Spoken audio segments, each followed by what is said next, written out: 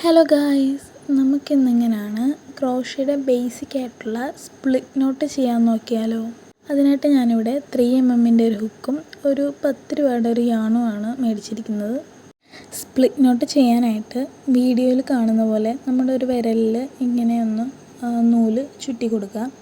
എന്നിട്ട് അതിൻ്റെ താഴത്തെ ചുറ്റിലൂടെ നമ്മുടെ ഹുക്ക് കടത്തി കൊടുക്കുക. എന്നിട്ട് മേലത്തെ ചുറ്റിലൂടെ ആ നൂലൊന്ന് കൊളുത്തി വലിച്ചെടുക്കുക.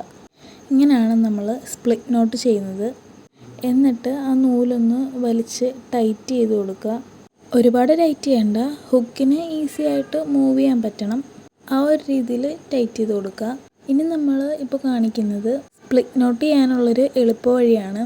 അതിനായിട്ട് നൂല് ഇങ്ങനെ ഒന്ന് വെച്ച് കൊടുക്കുക. എന്നിട്ട് ആ നൂല് അതിൻ്റെ പിറകിലെ കൂടെ ഇങ്ങനെ ഒന്ന് വെച്ച് കൊടുക്കുക.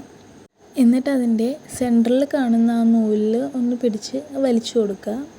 ഇതും ഒരു ഈസിയസ്റ്റ് ആയിട്ടുള്ളൊരു വഴിയാണ് നമുക്ക് സ്പ്ലിറ്റ് നോട്ട് ചെയ്ത് കൊടുക്കാനായിട്ട്. ഈ യാണിന് ഒരു 10 രൂപയും നമ്മുടെ ഹുക്കിന് ഒരു 25 രൂപയും നിങ്ങളുടെ കയ്യിലുണ്ടെങ്കിൽ നിങ്ങൾക്ക് ഈസി ആയിട്ട് ക്രോഷേ സ്റ്റാർട്ട് ചെയ്യാം.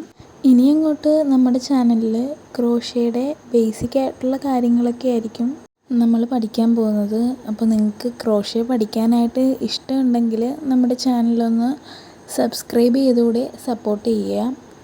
അപ്പോൾ ഇത്രയേ ഉള്ളൂ ഇന്നത്തെ വീഡിയോ. നമ്മുടെ വീഡിയോ കണ്ട് സപ്പോർട്ട് ചെയ്ത എല്ലാവർക്കും താങ്ക് യു.